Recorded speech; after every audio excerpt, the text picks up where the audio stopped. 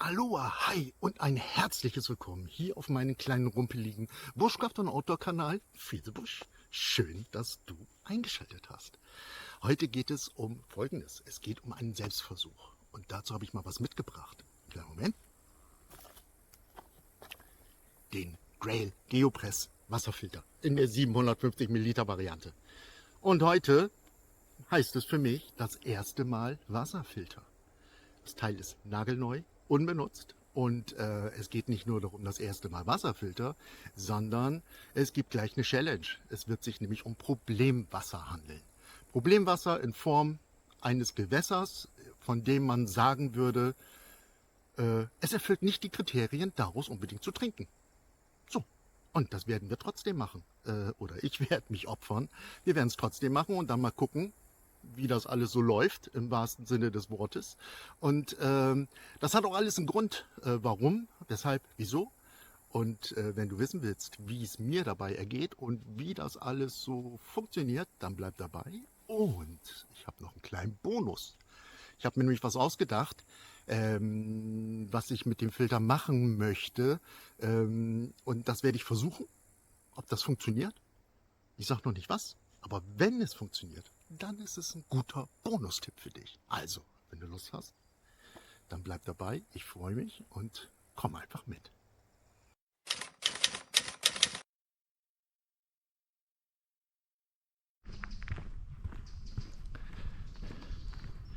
Jo, da sind wir auch schon unterwegs. Auf dem Weg zum Wasser. Ja, also ich kenne die Strecke und ich kenne auch diesen Wald hier halbwegs, sag ich jetzt mal so. Halbwegs gut. Ist schon ein ganzes Eck bis dahin.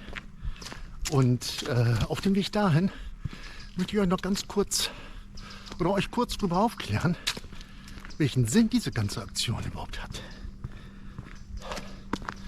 Denn das ist jetzt nicht nur ein Gag oder Just for Fun. Es gibt gefühlte 248.739 Grail Wasserfilter Videos. Ein buntes Potpourri sozusagen. Und das ist jetzt alles nicht da einzuordnen, vom wegen in die Richtung einzuordnen. Ich filter mit dem Grail mal meine Pipi und gucke, ob das gut geht. Oder ich filter eine Cola, um zu gucken, ob das Wasser weiß wird. Nein, es hat einen ernsten Hintergrund. Ich habe Ende des Jahres, also im Herbst, Spätherbst, habe ich vor, also es wird auf jeden Fall eine mindestens 3 Tage, eher so 4 Tage Bushcraft-Tour. Völlig autonom, eventuell auch als Survival-Training. Ich weiß es noch nicht so ganz genau. Ich plane das Projekt und ich war letzte Woche schon dort. Es ist doch eine ganze Ecke von mir entfernt. Ein super, traumhafter, wunderschöner Wald. Ein wilder, riesengroßer, traumhafter Wald. Und dort gibt es kein Wasser. Und die nächsten Teiche, die da in Reichweite sind 3,5 Kilometer entfernt. Also ist mein Plan, ein Bushcraft-Camp aufzubauen und halt diese 7 Kilometer dorthin zu laufen, Wasser zu entnehmen und wieder zurückzulaufen. Falls sich jetzt jemand fragt, ja, warum schläfst du denn nicht gleich am Wasser? Nein, die Teiche sind im Naturschutzgebiet. Und wisst ihr, Bushcraften im Naturschutzgebiet ein No-Go, geht nicht, unterstütze ich auch nicht und wird das dementsprechend auch selbst nicht tun. Aber das Naturschutzgebiet ist frei zugänglich und dort will ich mir mein Wasser holen. Und das Wasser, was dort zur Verfügung ist, fällt auch unter die Kategorie Problemwasser. So, und dementsprechend, wenn das hier gut geht, warum soll das Ende des Jahres dort nicht auch gut gehen?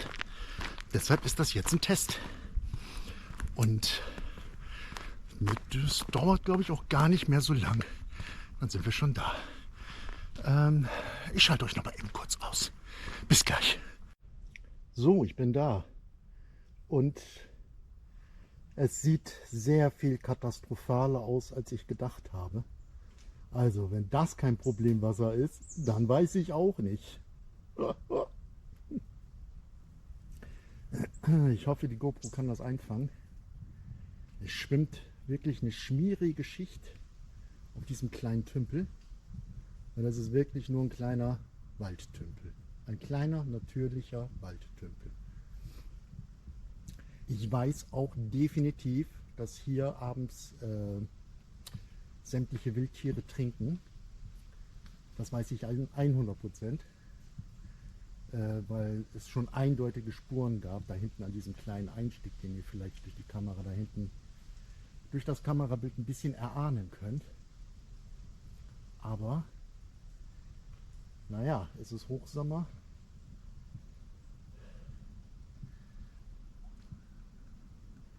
Und das belastet auch alles diesen kleinen Teich hier. Was mich am meisten nervös macht, ist, dass hier so eine komische Ölschicht drauf schwimmt. Aber das muss ja nichts heißen, ne? Wollen wir mal gucken, ob der Magen-Darm das aushält und ob der Grail das gefiltert bekommt.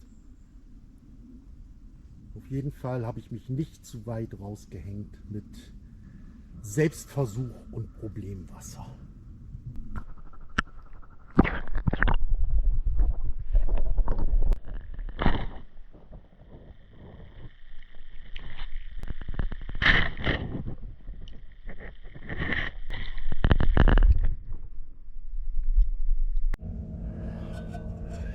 Guti. Das Ufer sieht ungefähr genauso aus wie an den Teichen, wo ich mir für mein Projekt das Wasser rausholen möchte. Also ich werde da mit dem Grail nicht direkt ins Wasser reinkommen. Deswegen ist jetzt meine Technik, ich werde meinen Topf mitnehmen, Karabiner dran und das Wasser direkt aus der Mitte versuchen irgendwie hier ranzuholen. Mal gucken, ob das funktioniert.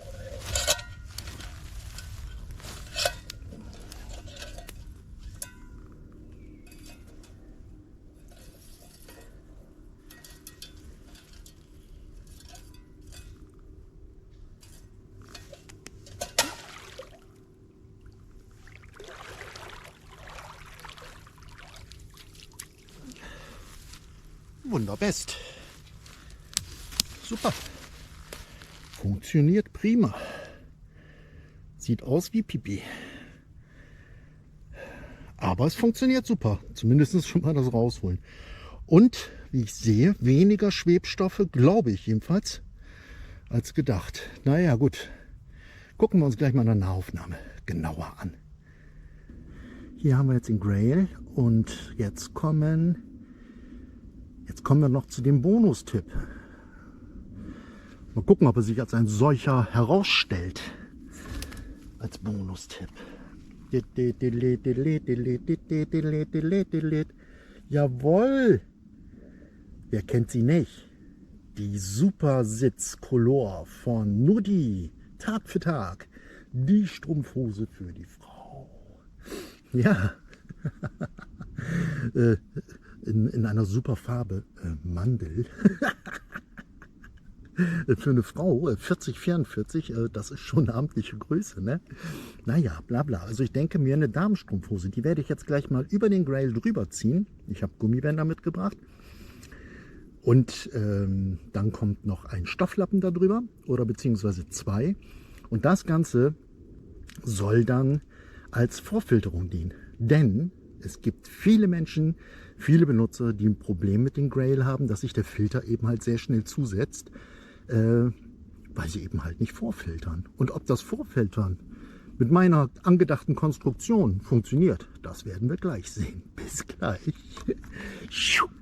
So, als zweite Schicht nehmen wir einfach so einen kleinen Stofflappen.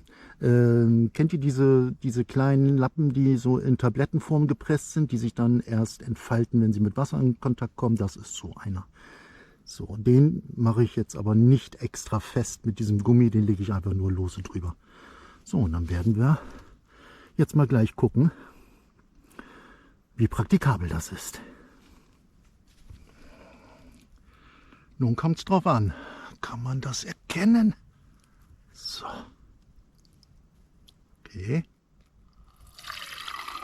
Okay.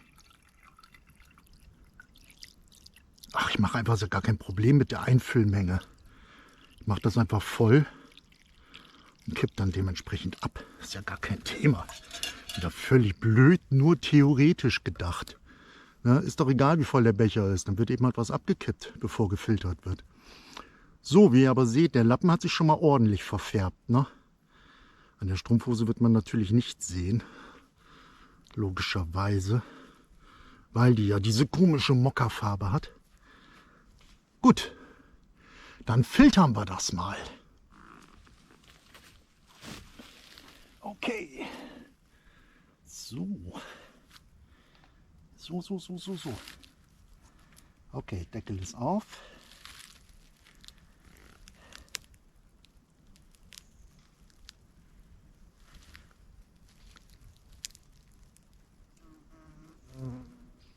Mein erstes Mal Grail. Es geht ehrlich gesagt schwerer, als ich dachte. Okay. Gefiltert ist es. Und ich habe hier vorne, das seht ihr noch nicht, da habe ich habe extra 2 Caipirinha-Gläser mitgebracht. In dem linken Glas, das werdet ihr gleich sehen, da ist das Wasser pur aus dem Teich und daneben kommt jetzt, in das andere leere Glas kommt jetzt das gefilterte. Also ich baue die Kamera mal eben kurz um und dann sehen wir uns gleich da vorne. Okay, also wie gesagt, hier das pure Wasser aus dem Topf, aus dem Wasser. Ungefiltert, auch nicht vorgefiltert, einfach so direkt aus dem Tümpel. Und nun,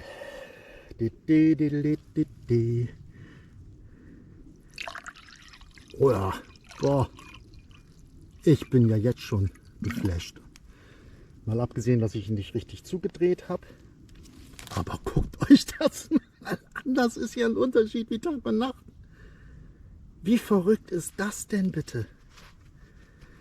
Wie verrückt ist das? Hier, aus dem Grail. Das sieht aus wie aus dem Wasserhahn. Ich probiere das mal. So, guckt euch das mal an. Diesen Unterschied. Wow. Und jetzt die Verkostung.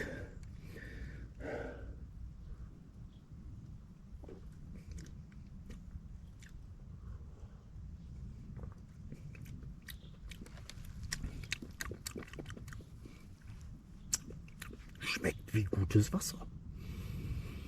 Schmeckt wirklich wie gutes Wasser.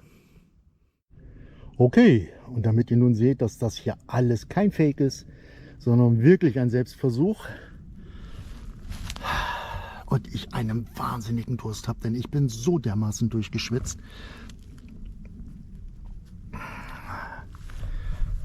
Jo. Okay. Okay. Drückt mir die Daumen, dass alles funktioniert. Skull!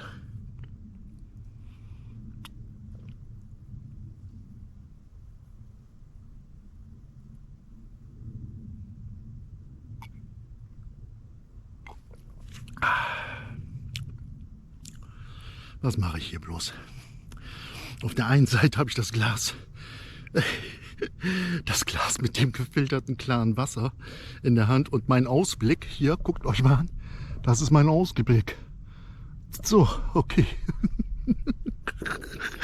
Schon Kacker.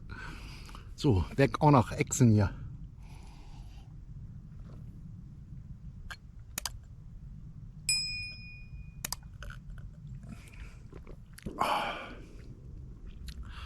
Cool.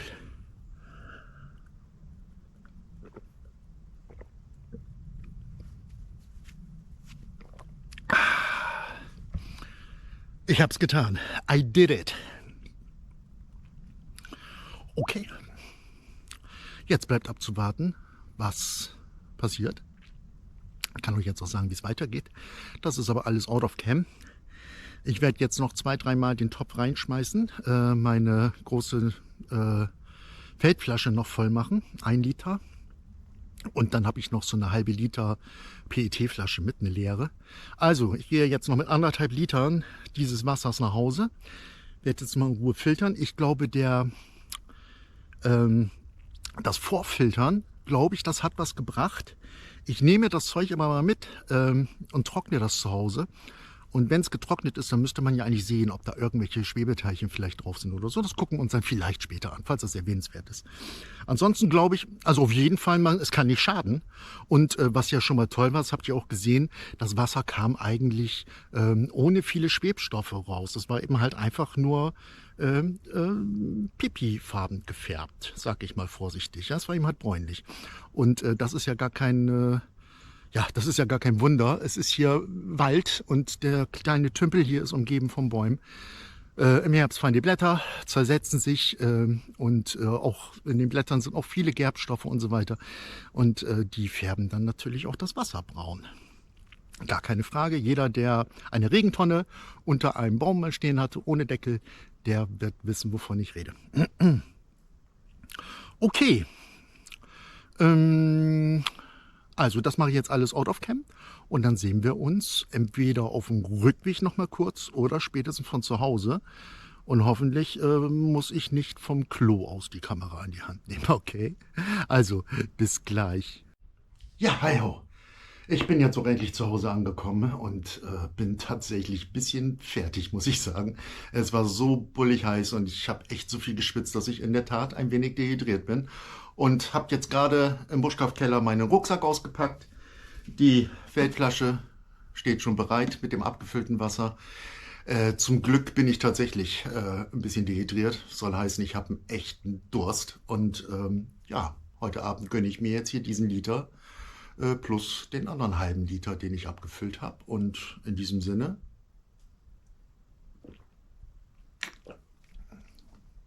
wir sehen uns spätestens morgen früh zum Fazit. Drückt mir die Daumen. Macht's gut. Bis morgen. Ja, hallo, einen wunderschönen guten Morgen wünsche ich euch. Hier aus meinem kleinen Biotopgarten. Ja, wie war meine Nacht? Meine Nacht war fantastisch. Ich habe geschlafen wie ein kleines Baby und ich kann euch jetzt schon sagen, 0,0 Probleme. Ich habe insgesamt zusammengerechnet 2 Liter von diesem gefilterten, problematischen Waldtümpelwasser, was für ein Wort, getrunken. Auch nur das, nichts anderes. Gestern Abend und in der Nacht nochmal im Bett nochmal nachgetankt. Und mir geht es super. Keinerlei 0,0 Bauchgrummeln oder irgendwelche ungeplanten Toilettengänge, sage ich jetzt mal so. Alles fein. Alles super fein. Also ich bin wirklich happy, muss ich ganz ehrlich sagen. Selbstversuch erfolgreich absolviert, möchte ich mal so einfach behaupten. Ja, welche Konsequenz hat das denn nun für mich? Das ist eigentlich recht einfach beantwortet. Ich habe keinerlei Sorge mehr und Bedenken, was meine zukünftige Trinkwasserversorgung betrifft. Und das ist nun mal ein essentielles Thema, gerade wenn man mehrere Tage im Wald verbringen möchte. Und da bin ich echt mit dem Grail jetzt super fein und habe dann totales Vertrauen. Und wie gesagt, bin da jetzt sorgenfrei. Und das ist doch wichtig, oder? Darauf kommt es doch an. Was bleibt nun noch abschließend zu sagen? Erstmal ganz wichtig, schön, dass du reingeschaut hast. Ich hoffe, dass du ein klein wenig Spaß hattest und vielleicht konnte ich dem einen oder anderen auch ein bisschen helfen. So, dementsprechend verabschiede ich mich jetzt. Selbstverständlich würde ich mich wieder riesig über ein Abonnement freuen, genauso wie über einen Daumen nach oben. Und ich verspreche euch auch heute an dieser Stelle, das sind für mich nicht nur irgendwelche Zahlen, sondern das ist eine Herzenssache und ich kann mich über sowas freuen wie ein kleiner Junge. Also, ich verabschiede mich, macht's gut, bleibt gesund, geht in den Wald, habt eine gute Zeit und verabschiede mich. Tschüss, bis zum nächsten Mal, euer Mick.